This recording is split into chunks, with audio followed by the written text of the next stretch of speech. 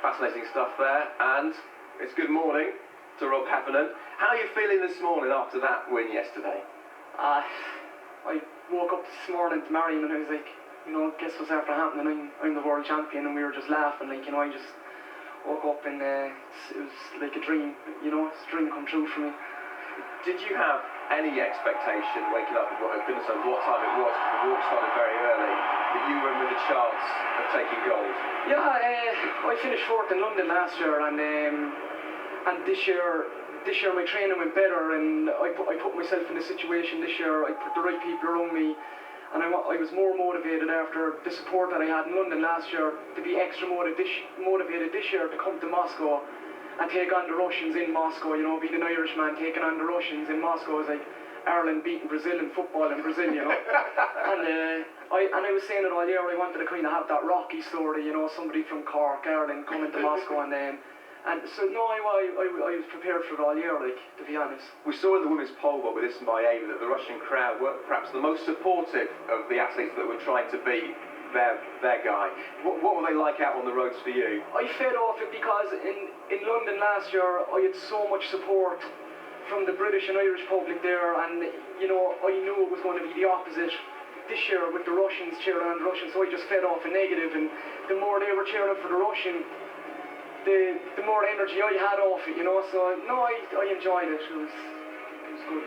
One of the things we always talk about with the walk is the rules, the lifting, and you did get a warning at one point, didn't you? Yeah, it's part of the course. I got a warning earlier on, and like I'm racing internationally all year in the last few years, and generally I don't have problems with my technique, so I suppose it would be like in the triple jump if you break, or I just have to regroup and kind of go, okay, just go back through all my checks and my contact, my knees, my hips, my arms, and just refocus again, and luckily I just got one and it was fine, So when you get a warning, are the judges then like a hawk with you for the next 10-15 minutes? What's your mental approach to that? Every day, I do video analysis every day in training, like Marion would video record me every day, so I'm not coming in and kind of hoping, I hope I don't get disqualified today.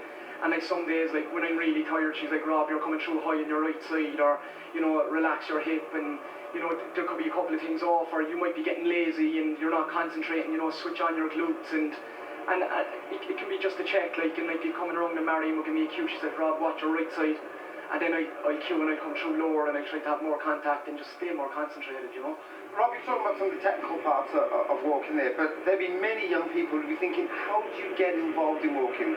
How did you do it? What inspired you from the It was just in school, I did running and I played football, I did everything when I was younger, and we were up in the school one night, and they did the technical events, the same like they did the pole vault, the triple jump, and the walks, and it was just another race for me to win, and it just went from there, Yeah. It's not, I wanted to be 6'4" and 8 stone and probably around 400 meters around. This is what I was doing. Just develop from there. Yeah. Rob, what do you think about the respect that the walks get? And do you think that it's gotten more respect over the years? It's great. You see Bolt's in our hotel, and I'm getting more respect off the Russians than Bolt. But it is an event that that only takes place during the championships, and then it takes place largely outside of the arena. But what type of respect did you guys get here, and were there people lining the streets like there were in London?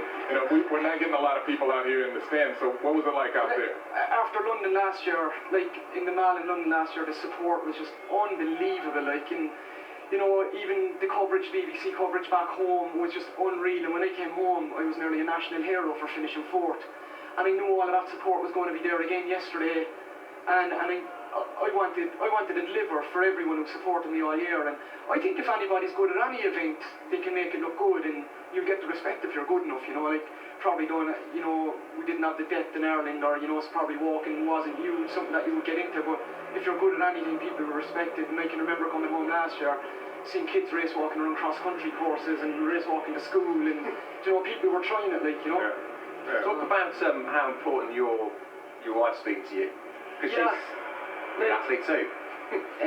She's out there now looking for your autographs, and Marion ran in the 400. She's a 400 metre runner, and she ran in the relay in London last year, and we sat down after London and it was like, no, you're on in the Olympics in the relay, you're not going to win a medal, like, we need to evaluate this. I haven't got an A standard or nothing, so I was like, I'm the head honcho in the house. So no, she's been brilliant this year, and like the kids at home and Marion, and she does everything for me, like, you know, everything, and we've a good balance, like, you know, we train and then we switch off, and but she's very kind of black and white, like you could say, oh, I'm the woman in a relationship, maybe more emotional. Come and say hi. Come and say hi. Come on. I know you're not mic'd up and you can't hear, but we need to see you. There you go. So half of the gold medal is yours, right? Third, maybe. Third. The other thing to talk about is the resonances with Eamon Coghlan, isn't it? Yeah. Because you were here in this stadium in 1980, Neil, and he came forward as well. Yeah, so it's not just, it's like, you know, in my last 14 years and all the fourths, so like I was finished fourth twice in Barcelona, I was fourth in London, I was fourth in a couple of European Cups, and it was like I just pulled off everything. And it was the first time, like, genuinely, I wasn't obsessed with winning a medal. Like, I said, we were joking at breakfast there this morning, like, saying, I didn't even get on the podium in a Grand Prix. I'd been fourth in Grand Prix, and then when I would have been so disappointed if I had to finish second, like, you know, so You're brilliant. Oh, yeah, no, it's great. And how were you feeling yesterday? Lift the mic up. Fantastic. You know, I was on the drinks table, and each lap I had to nearly contain myself. You know, there's so much I wanted to shout at him, and knowing that it's 50k, it's 3.5 hours of like more or less concentration for him. And I think it's, you know, I think it's the only time all year like he stays focused for 3.5 hours. At the end of the year he's finished, but it's fantastic. You know, I handed him his last drink at 48, and I just relayed to the stadium and saw him pass the line. It was fantastic. It was. Well done to both of you. Always good crack with the Irish. you can guarantee it. It really was outstanding. Okay, let's head back out now to the shot put qualification with Paul Dickinson. Thank you very much indeed. Well done to Robert Heffernan, my goodness. I fear he may have been a little bit too short, a little bit too weak to have thrown the shot put, which is what we're going to watch next. Just down there.